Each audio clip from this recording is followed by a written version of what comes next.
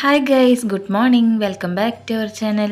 അപ്പോൾ ഇന്നൊരു day in my life video ചെയ്യാമെന്ന് വിചാരിച്ചിട്ടു. അപ്പോൾ ഒരുപാട് നാളായിട്ട് ഞാൻ എൻ്റെ അനിയത്തിൻ്റെ സ്വന്തം വീട്ടിലോട്ട് പോയിട്ട് ഒന്ന് ക്ലീൻ ചെയ്തിട്ട്, ഇപ്പോൾ അമ്മ ഗൾഫിൽ പോയതിനു ശേഷം ഞങ്ങൾ ആഴ്ചയിൽ വന്നിട്ട് ക്ലീൻ ചെയ്യാറുണ്ട്. ഇപ്പോൾ ഒരു 4 മാസത്തോളം ഞങ്ങൾക്ക് പറ്റിയിട്ടില്ല കേട്ടോ. അപ്പോൾ അവൾ എറണാകുളത്ത് നിന്ന് വന്നു. ഇപ്പോൾ ഞാൻ എൻ്റെ ഹസ്ബൻഡിൻ്റെ വീട്ടിൽ നിന്ന് വന്നിട്ടുണ്ട്. അപ്പോൾ ഞാനും മോളും ഉണ്ട്.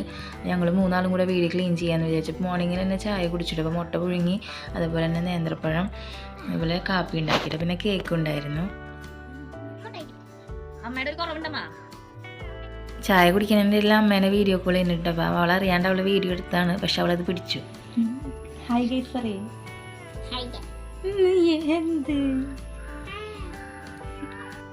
ഒരുപാട് നാൾക്ക് ശേഷം ഒത്തുചേർന്ന കാരണം ഞങ്ങൾ പറഞ്ഞു പുറത്തുനിന്ന് ഫുഡ് വാങ്ങണ്ട, നമുക്ക് വീട്ടിൽ കുക്ക് ചെയ്യാൻ കേട്ടോ. അപ്പോൾ ഞങ്ങളുടെ കുക്കിംഗ് പരിപാടി കഴിഞ്ഞിട്ട് ഞങ്ങൾ ക്ലീനിലോട്ട് കിടക്കാമെന്ന് വിചാരിച്ചിട്ട് കേട്ടോ.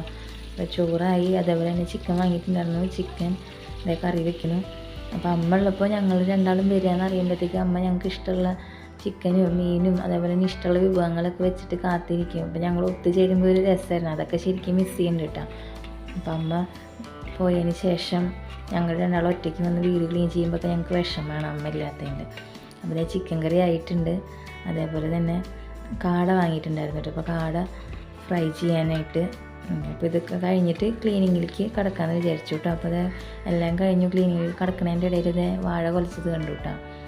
അപ്പോൾ പകുതി ക്ലീനിങ് കഴിഞ്ഞപ്പോഴത്തേക്കും ചേട്ടൻ്റെ ബിരിയാണി വാങ്ങിയിട്ട് വന്നു. ചേട്ടന് ഞങ്ങൾ ചോറ് വയ്ക്കുന്നുള്ള കാര്യം അറിയില്ലായിരുന്നു. അപ്പോൾ ആൾ 50 രൂപയുടെ ബിരിയാണി എന്ന് പറഞ്ഞിട്ട് കൊണ്ടുവന്നാണ് കേട്ടോ. അപ്പോൾ നല്ല രസമുണ്ടായിരുന്നു കേട്ടോ ബിരിയാണി. അപ്പോൾ ഫുഡൊക്കെ കഴിച്ച് കഴിഞ്ഞിട്ട് ഇത് ഞങ്ങൾ വീടിൻ്റെ സൈഡൊക്കെ ക്ലീൻ ചെയ്ത് കഴിഞ്ഞു.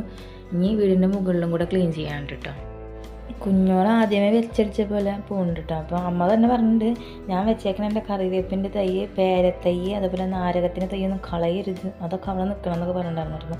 വീടിൻ്റെ മേളിൽ നോക്കിയപ്പോൾ അതിനേക്കാൾ അമ്മ നട്ട മഞ്ഞളൊക്കെ നല്ല വലുതായി നിൽക്കുന്നുണ്ട്, പക്ഷേ ആകെ കാട് പിടിച്ചിട്ടുണ്ട് കേട്ടോ. അപ്പോൾ അതിൻ്റെ ഇടയിൽ ഞാൻ എൻ്റെ വാഴക്കൂമ്പുണ്ടായത് ഒടിച്ചെടുത്തു കേട്ടോ.